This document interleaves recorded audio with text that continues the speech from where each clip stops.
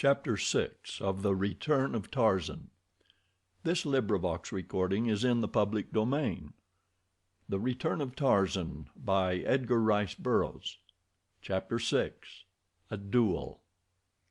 D'Arnot was asleep when Tarzan entered their apartments after leaving Rokoff's. Tarzan did not disturb him, but the following morning he narrated the happenings of the previous evening, omitting not a single detail. "What a fool I have been," he concluded. "De Coude and his wife were both my friends.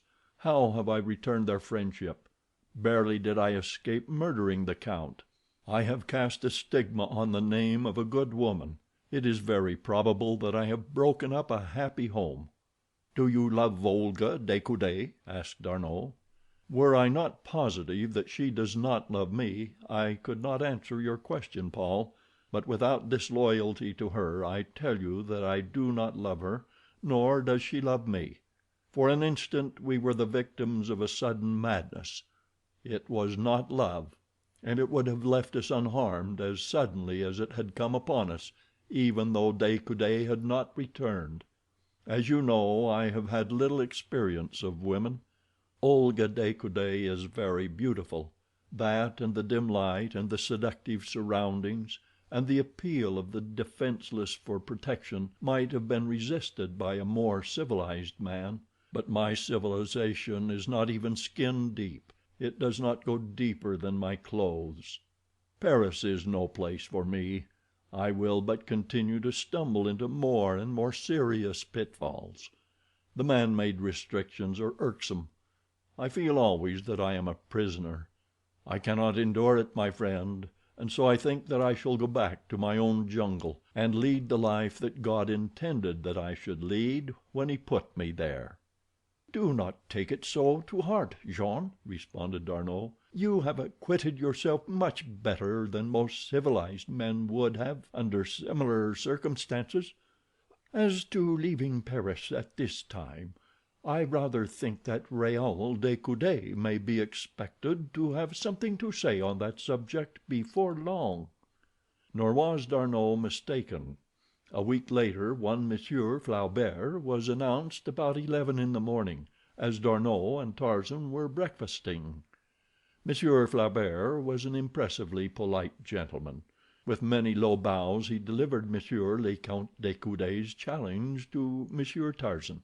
Would Monsieur be so very kind as to arrange to have a friend meet Monsieur Flaubert at as early an hour as convenient, that the details might be arranged to the mutual satisfaction of all concerned? Certainly, Monsieur Tarzan would be delighted to place his interests unreservedly in the hands of his friend Lieutenant D'Arnot. And so it was arranged that D'Arnot was to call on Monsieur Flaubert at 2 that afternoon, and the polite Monsieur Flaubert, with many bows, left them. When they were again alone, D'Arnot looked quizzically at Tarzan. "Well?" he said. "Now to my sins I must add murder, or else myself be killed," said Tarzan.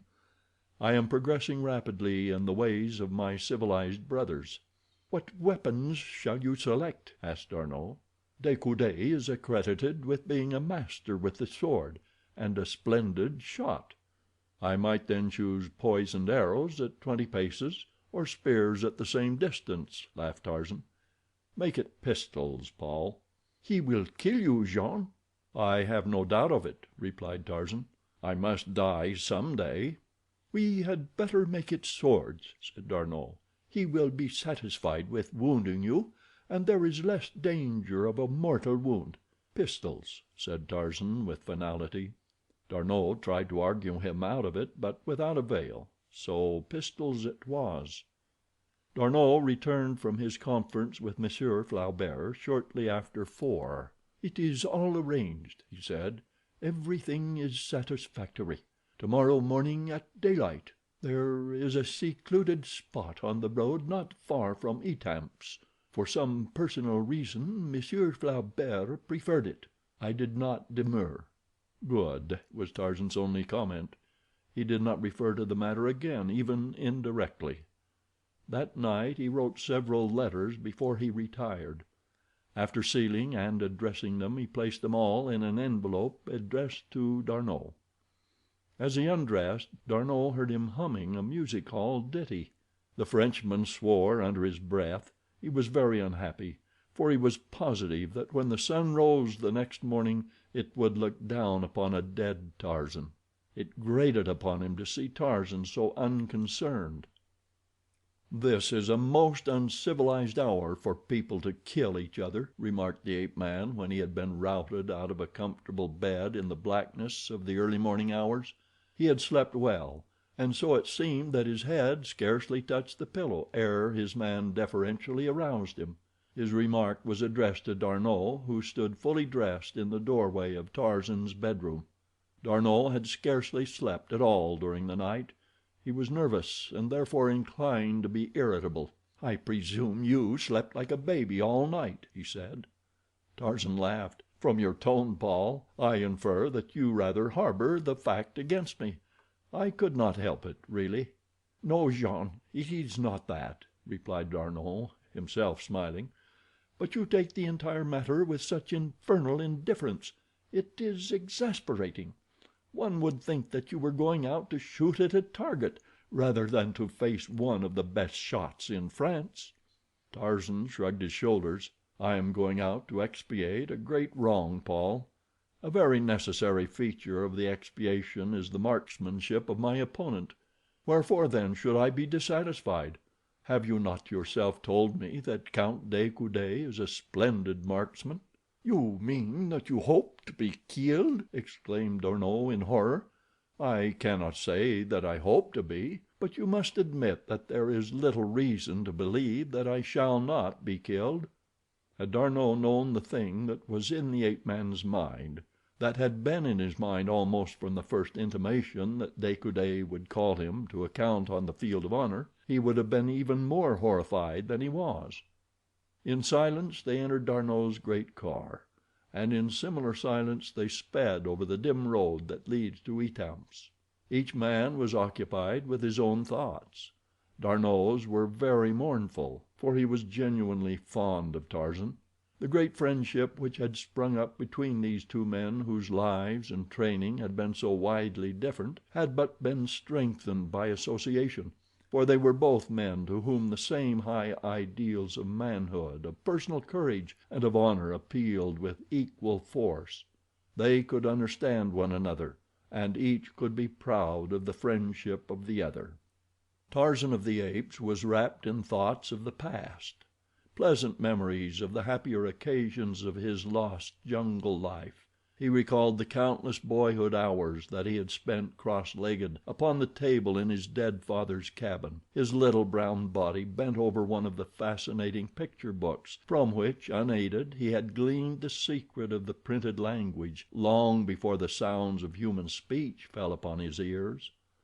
A smile of contentment softened his strong face as he thought of that day of days that he had had alone with Jane Porter in the heart of his primeval forest. Presently his reminiscences were broken in upon by the stopping of the car. They were at their destination. Tarzan's mind returned to the affairs of the moment. He knew that he was about to die, but there was no fear of death in him. To a denizen of the cruel jungle, death is a commonplace. The first law of nature compels them to cling tenaciously to life, to fight for it, but it does not teach them to fear death. D'Arnot and Tarzan were first upon the field of honor. A moment later De Coude, Monsieur Flaubert, and a third gentleman arrived. The last was introduced to D'Arnot and Tarzan. He was a physician. D'Arnot and Monsieur Flaubert spoke together in whispers for a brief time. The Count de Coude and Tarzan stood apart at opposite sides of the field. Presently the seconds summoned them. D'Arnot and Monsieur Flaubert had examined both pistols.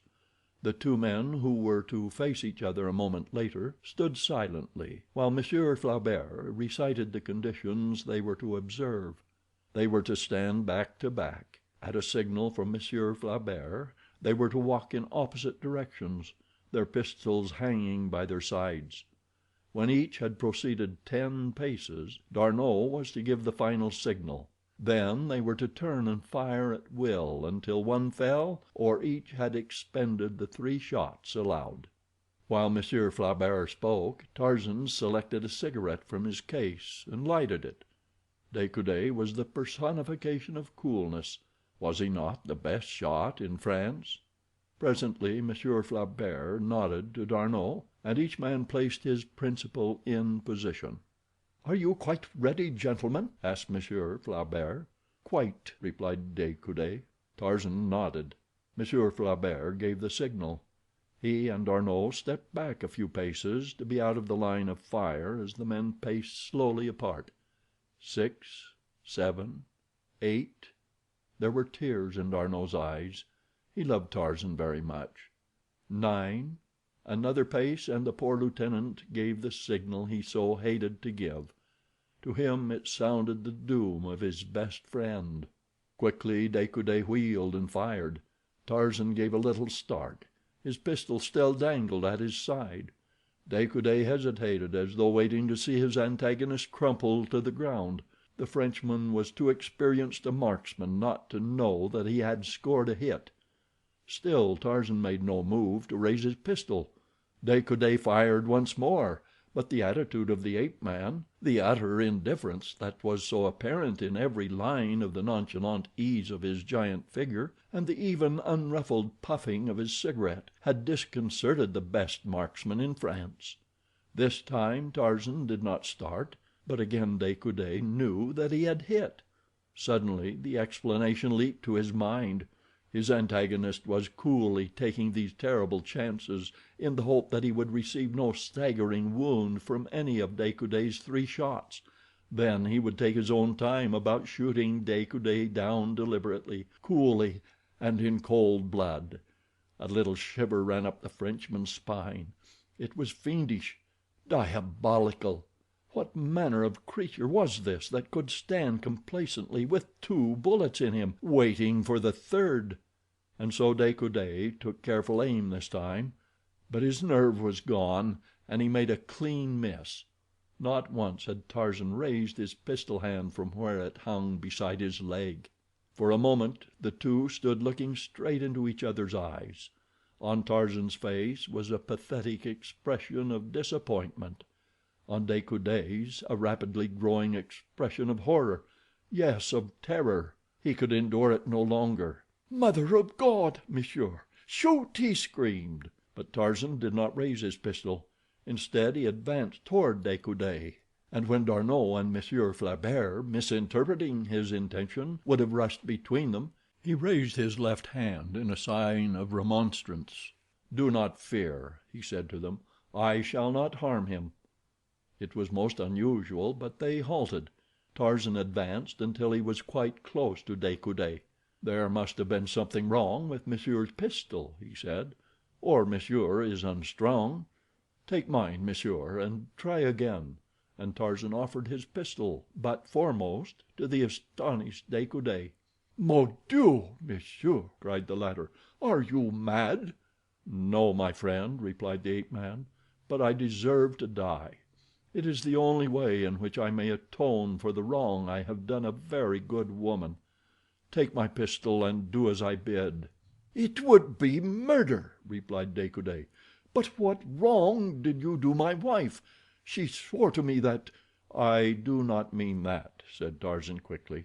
"You saw all the wrong that passed between us; but that was enough to cast a shadow upon her name and to ruin the happiness of a man against whom I had no enmity. The fault was all mine, and so I hoped to die for it this morning. I am disappointed that monsieur is not so wonderful a marksman as I had been led to believe." "You say that the fault was all yours?" asked De Coude eagerly. "All mine, monsieur. Your wife is a very pure woman. She loves only you. The fault that you saw was all mine. The thing that brought me there was no fault of either the Countess de Coude or myself. Here is a paper which will quite positively demonstrate that," and Tarzan drew from his pocket the statement Rokoff had written and signed. De Coude took it and read. D'Arnot and Monsieur Flaubert had drawn near. They were interested spectators of this strange ending of a strange duel. None spoke until De Coude had quite finished. Then he looked up at Tarzan. "You are a very brave and chivalrous gentleman," he said. "I thank God that I did not kill you." De Coude was a Frenchman.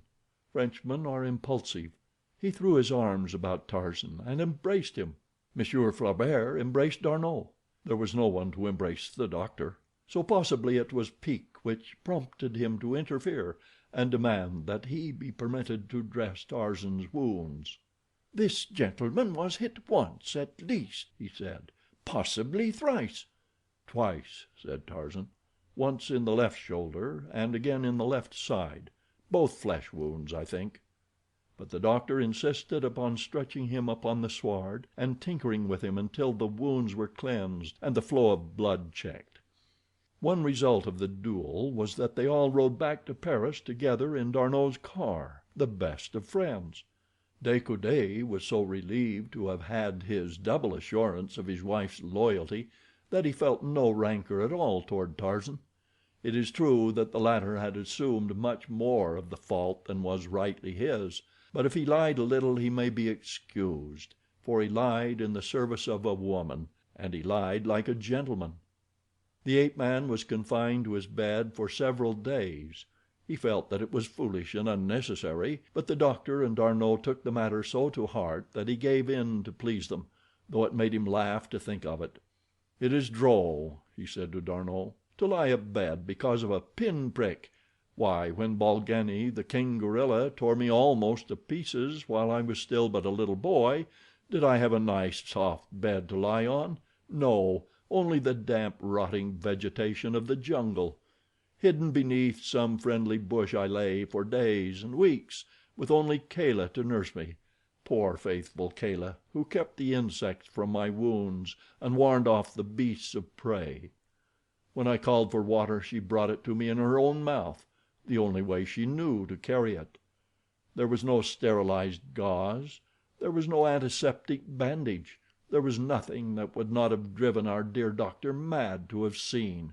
Yet I recovered to lie in bed because of a tiny scratch that one of the jungle folk would scarce realize unless it were upon the end of his nose." But the time was soon over, and before he realized it Tarzan found himself abroad again. Several times De Coude had called, and when he found that Tarzan was anxious for employment of some nature he promised to see what could be done to find a berth for him. It was the first day that Tarzan was permitted to go out that he received a message from De Coude requesting him to call at the count's office that afternoon. He found De Coude awaiting him with a very pleasant welcome, and a sincere congratulation that he was once more upon his feet. Neither had ever mentioned the duel or the cause of it since that morning upon the field of honor. "I think that I have found just the thing for you, Monsieur Tarzan," said the count. "It is a position of much trust and responsibility, which also requires considerable physical courage and prowess. I cannot imagine a man better fitted than you, my dear Monsieur Tarzan, for this very position. It will necessitate travel, and later it may lead to a very much better post, possibly in the diplomatic service. At first, for a short time only, you will be a special agent in the service of the Ministry of War. Come, I will take you to the gentleman who will be your chief. He can explain the duties better than I, and then you will be in a position to judge if you wish to accept or no." De Coude himself escorted Tarzan to the office of General Rochet, the chief of the bureau to which Tarzan would be attached if he accepted the position. There the count left him, after a glowing description to the general of the many attributes possessed by the ape man which should fit him for the work of the service. A half hour later Tarzan walked out of the office the possessor of the first position he had ever held. On the morrow he was to return for further instructions, though General Rochet made it quite clear that Tarzan might prepare to leave Paris for an almost indefinite period, possibly on the morrow. It was with feelings of the keenest elation that he hastened home to bear the good news to D'Arnot. At last he was to be of some value in the world. He was to earn money, and best of all to travel and see the world. He could scarcely wait to get well inside D'Arnot's sitting room before he burst out with the glad tidings. D'Arnot was not so pleased. "It seems to delight you to think that you are to leave Paris, and that we shall not see each other for months, perhaps. Tarzan, you are a most ungrateful beast," and D'Arnot laughed. "No, Paul, I'm a little child, and I have a new toy, and I am tickled to death." And so it came that on the following day Tarzan left Paris en route for Marseilles and Oran. Chapter 7